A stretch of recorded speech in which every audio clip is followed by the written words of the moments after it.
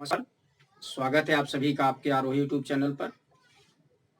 आइए हम देखते हैं उत्तर प्रदेश राजस्व लेखपाल परीक्षा 2020 के लिए सामान्य हिंदी।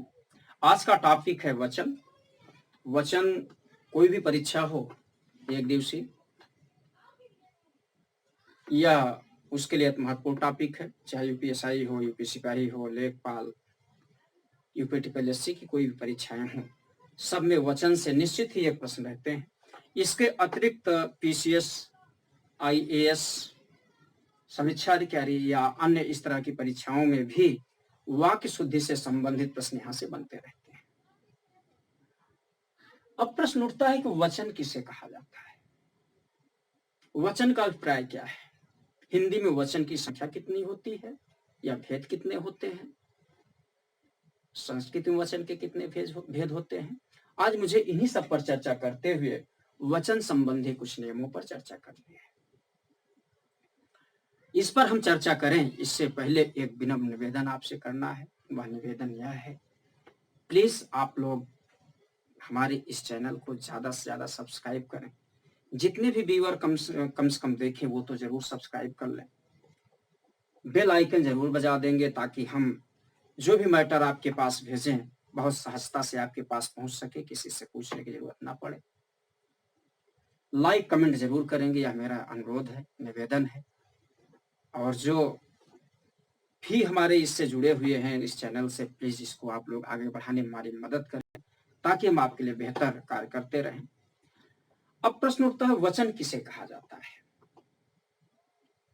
वचन का शाब्दिक अर्थ होता है कहना, लेकिन यहां इस हिंदी में वचन का क्या अभिप्राय है, इस व्याकरण में हिंदी का क्या अभिप्राय है। इस व्याकरण में इस वचन का अभिप्राय होता है, या इसको ऐसे भी हम कह सकते हैं, संज्ञा, सर्वनाम, विशेषण और क्रिया के जिस रूप से संख्या का बोध हो। फिर से सुने, संज्ञा, सर्वनाम, विशेषण और क्रिया के जिस रूप से संख्या का बोध हो उसे वचन कहते हैं। अर्थात यहां वचन का अभिप्राय होता है संख्या वचन। व्याकरण में यहां वचन का अभिप्राय होता है संख्या वचन, अर्थात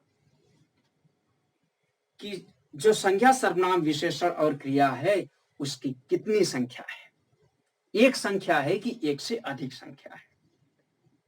इसी दृष्टिकोण से हिंदी में वचन के दो भेद होते हैं, पहला है एक वचन, दूसरा है वह वचन।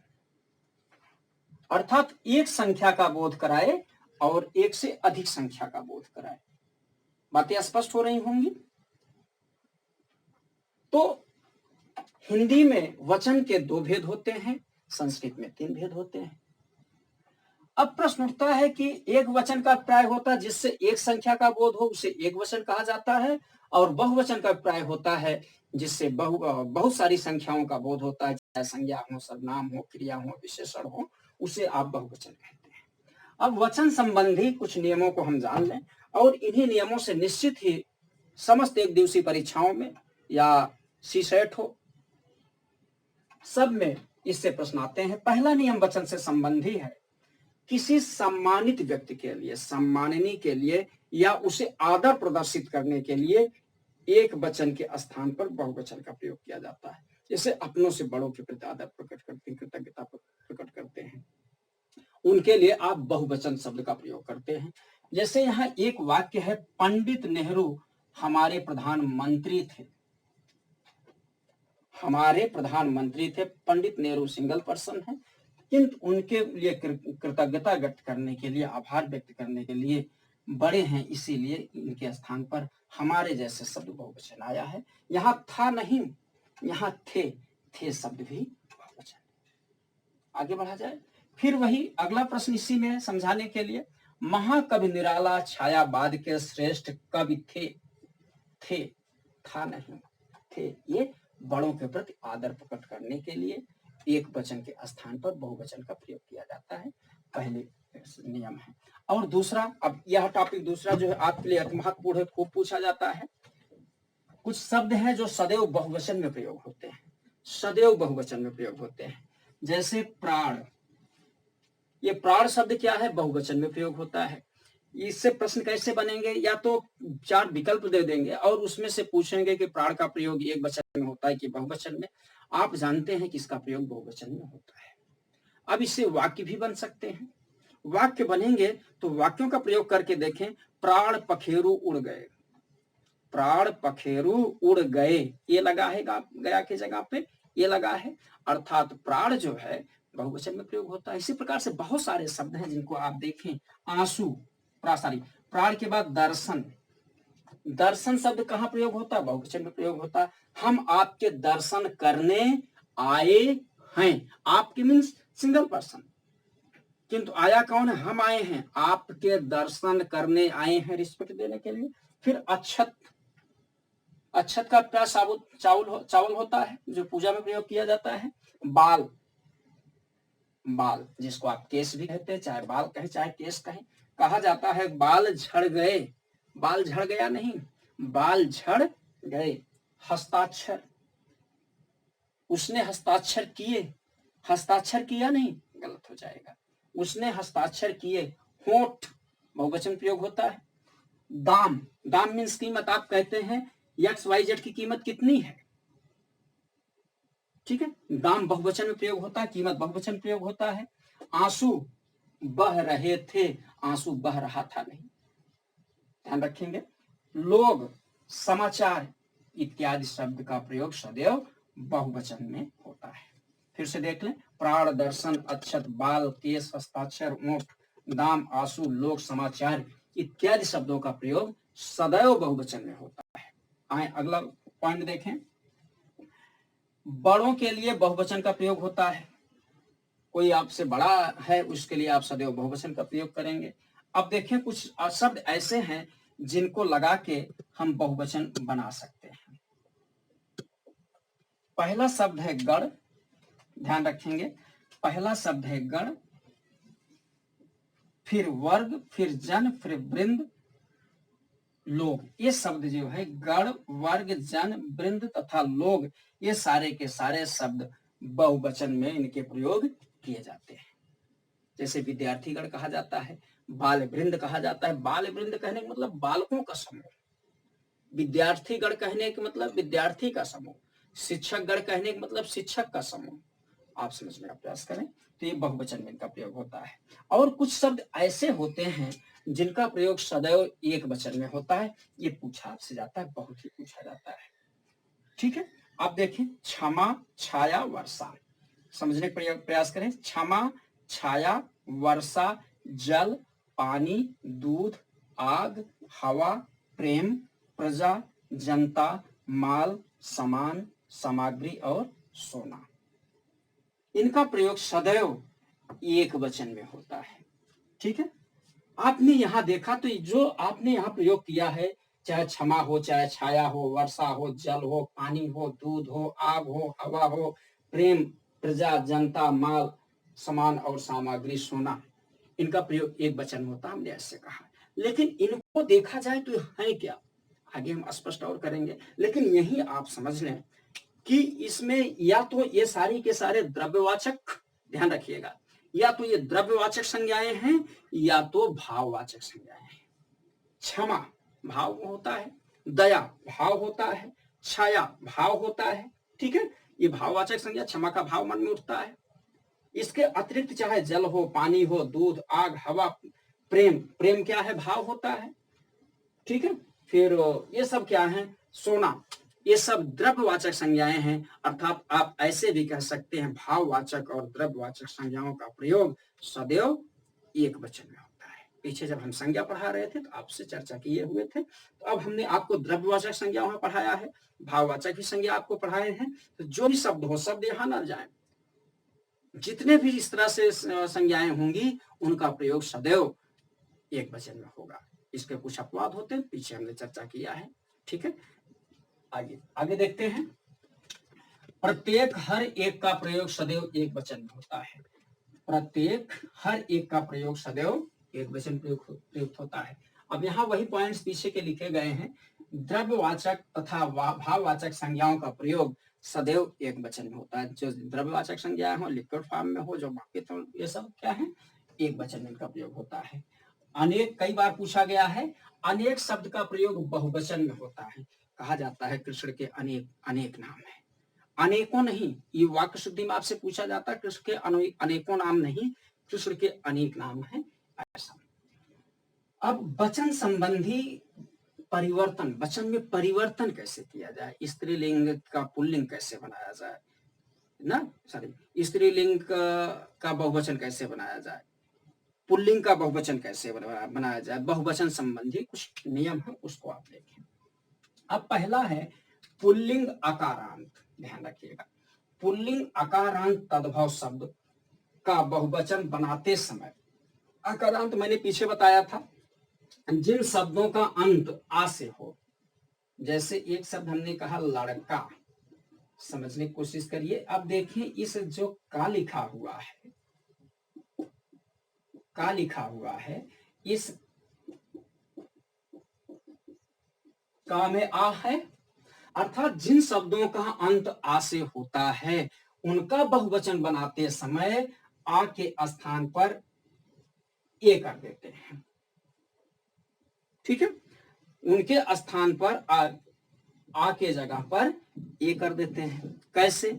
और यही आप लोग गलत करते हैं। इसमें पूछा जाता है आपसे, तो लड़के शब्द का बहुवचन बनाते समय या लड़का शब्द का बहुवचन बनाते समय क्या प्रयोग किया गया। इस प्रकार से यूपी ट्रिपल एससी में कई बार प्रश्न पूछे भी गए हैं। जैसे एक लड़का शब्द है, लड़का में आपने देखा कि का के साथ आ लगा हुआ है, तो लड़का का बहुवचन बनाते समय हमने आपको बताया कि आ के स्थान पर ए कर दिया जाता है, तो क्या हो जाएगा, लड़का का लड़के हो जाएगा।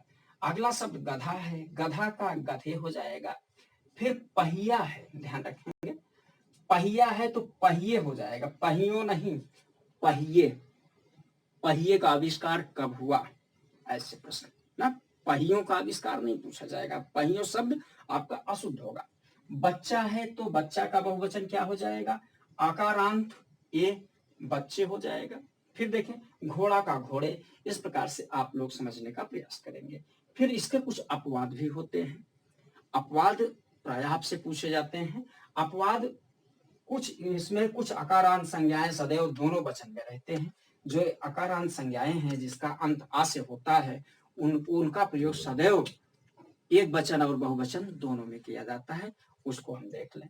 जैसे मामा, मामा का मामो नहीं लिखा जाता है, ध्यान रखें, मामा अकारांत है, इसके हिसाब से मामे होना चाहिए था, किंतु अपवाद है, मामा का है, ठीक है। फिर योद्धा है, योद्धाओं नहीं, योद्धाओं शब्द गलत हो जाएगा, योद्धा शब्द एक वचन और बहुवचन दोनों में प्रयुक्त होता है। युवा, युवाओं नहीं, युवाओं का प्रयोग जहां लिखा जाता है कहते हैं युवाओं का युग है, युवा युग है, तो युवा शब्द का प्रयोग एक वचन बहुवचन दोनों में होता है। आत्मा, आत्माएं नहीं, लोग कहते हैं आत्माएं भटक रही हैं, आत्मा भटक रही है, आत्मा का प्रयोग एक वचन और बहुवचन दोनों में होता है। देवता, जमाता, इन सब का, जमाता में दमाद, इन सब का प्रयोग एक वचन और बहुवचन दोनों में होता है। अब अगला पॉइंट है स्त्रीलिंग अकारांत एक वचन संज्ञा के अंत में ए कर देते हैं, ठीक है। यहां हमने बताया स्त्रीलिंग आकारांत, जैसे एक रमा है, समझाने के लिए, रमा है, रमा में मां के साथ ऐसे लिखा गया कि इसका मतलब है आकारांत, बड़े आकार से अंत जो स्त्रीलिंग की संज्ञा हो उनका बहुवचन बनाते समय आय कर दिया जाता है, ऐसे कर देते हैं। ये देखें, तो स्त्रीलिंग आकारांत एक वचन संज्ञा के अंत में आय कर देते हैं, जैसे शाखा। यहां दो बातें समझने का प्रयास करिएगा, एक यहाँ लिंग भी समझने की कोशिश करिए, दूसरा वचन भी समझने की कोशिश करिए। जैसे आपसे पूछ लिया जाए शाखा का लिंग क्या है, शाखा किस लिंग में प्रयुक्त होता है, हमने आपको पीछे बताया भी लिंग पढ़ाते समय, आकारांत संज्ञाएं सदैव स्त्रीलिंग में होती हैं, ठीक है। तो यहाँ आपने देखा शाखा है, तो यहाँ इसका बहुवचन बनाते समय आए करके यहाँ आप शाखाएं बना देते हैं। कामना, कामनाएं, फिर लता, लताएं, कविता, कविताएं, कथा, कथाएं, इस प्रकार से इनका बहुवचन है। ठीक, अगला देखें। अगला है आकारांत स्त्रीलिंग संज्ञा आ। आकारांत स्त्रीलिंग संज्ञा आ का ऐ कर देते हैं, देने से बहुवचन बन जाता है। जैसे गाय है, गाय का अंत किससे हो रहा? आ से। या में आ छुपा है जैसे आप जानते हैं, तो इनका बहुवचन बनाते समय ऐ कर देते हैं तो क्या हो जाए? गायें। फिर रात, रातें। बात, बातें। सड़क, सड़कें।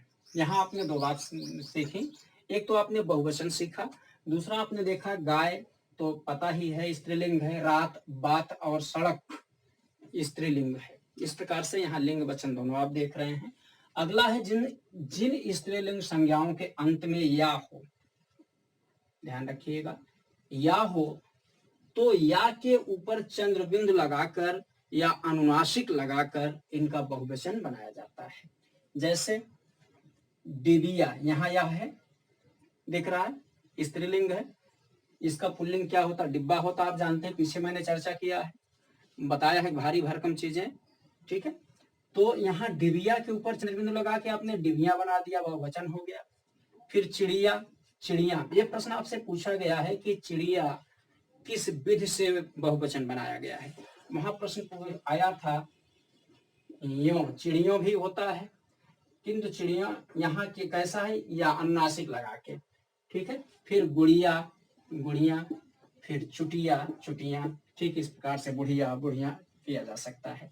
फिर इकारांत, इकारांत स्त्रीलिंग संज्ञाओं के अंत में ई का ह्रस्व कर अंतिम वर्ण में या जोड़ देने से बहुवचन बनता है। जैसे इकारांत है तिथि, यहाँ या में, ठीक है, तिथियां हो गया। नदी है, या लगा के इसमें नदियां बना दी है।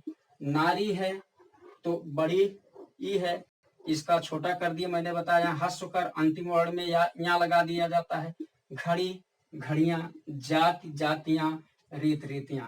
ठीक है, अगला है स्त्रीलिंग अकारांत उकारांत को बहुवचन बनाते समय, ध्यान रखिएगा, स्त्रीलिंग अकारांत उकारांत को बहुवचन बनाते समय आय प्रत्यय जुड़ता है। ठीक है, जैसे एक शब्द है छात्रा, छात्रा में कैसा है? आकारांत। ठीक है, बड़ा आ, तो यहाँ कैसे करेंगे? आय प्रत्यय जोड़ के छात्राएं, भाषा, भाषाएं, ऋतु, ऋतुएं। इस प्रकार से आपने देखा कि हिंदी में महत्वपूर्ण वचन पर हमने चर्चा की है। यहाँ से अति महत्वपूर्ण प्रश्न भी बनते हैं। शेष जब हम पेपर सॉल्व कराएंगे तो इससे संबंधित बातें हम बताएंगे। नमस्कार, धन्यवाद।